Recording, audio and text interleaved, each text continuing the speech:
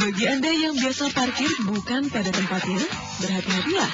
Karena mulai pagi ini di beberapa lokasi di wilayah DKI Jakarta diterapkan denda Rp500.000 bagi pengendara roda 4 yang memarkirkan kendaraannya di tempat-tempat yang tidak boleh parkir.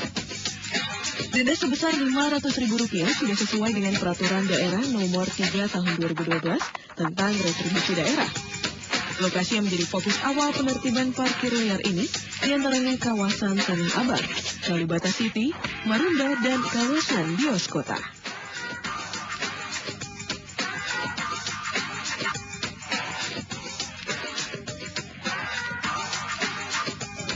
Ya setuju aja asal semuanya diberlakukan rata ya. Jadi di seluruh ini kawasan sini bersih lah. Saya juga pasti ikut. Kalau bisa ya secepat dilaksanakan.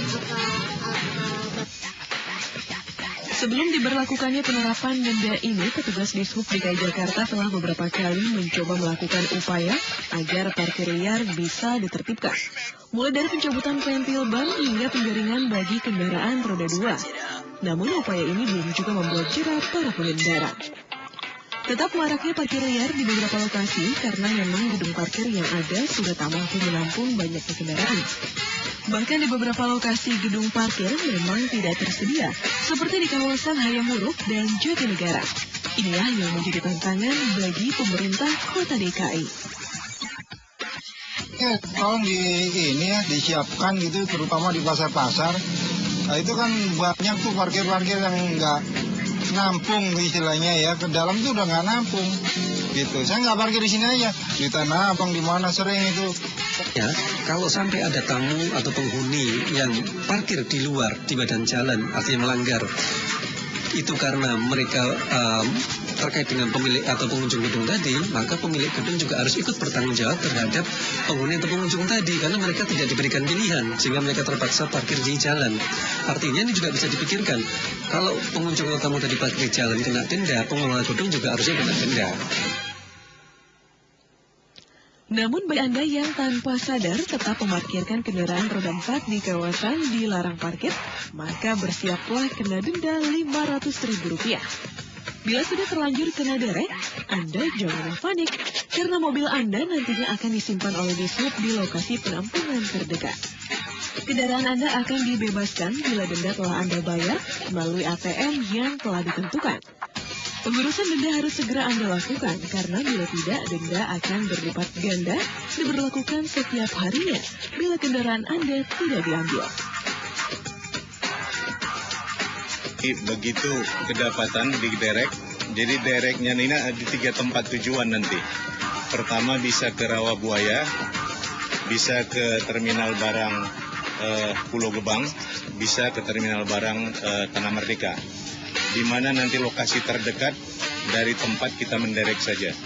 Diberitahu kemana dia harus bayar. Nah, tentunya ke Bank DKI atau ke ATM Bank Bersama atau ATM Bank Prima. Nah, nanti dari situ yang bersangkutan langsung bayar. Di ATM itu sudah ada nanti fitur. Nah, kemana dia harus membayar. Kemudian nanti setelah dibayar sesuai dengan rate yang telah ditentukan. Nah, kemudian nanti dia mendapatkan struk. Nah, struk itu nanti dikirim kembali ke bidang Dalops kita. Baru dengan dasar itu nanti dilakukan surat pengeluaran.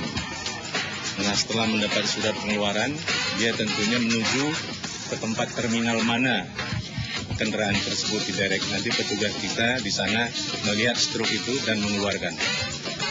Perharinya 500.000. Jadi itu dalam 1 kali 24 jam itu dikenakan jasa penginapan derek itu 500.000. Tapi kalau nanti tidak diambil, terus terjadi kelipatan-kelipatan. 2 hari 1 juta, 3 hari 1,5 juta dan seterusnya. Bila berjalan efektif, maka pemberlakuan denda pada kendaraan roda 4 akan diperluas di seluruh wilayah DKI Jakarta. Karena mau tak mau, disiplin berlalu lintas termasuk memarkir kendaraan harus terus dibudidayakan bagi masyarakat. Karena ketidakdisiplinan menyumbang kemacetan parah di ibu kota Jakarta.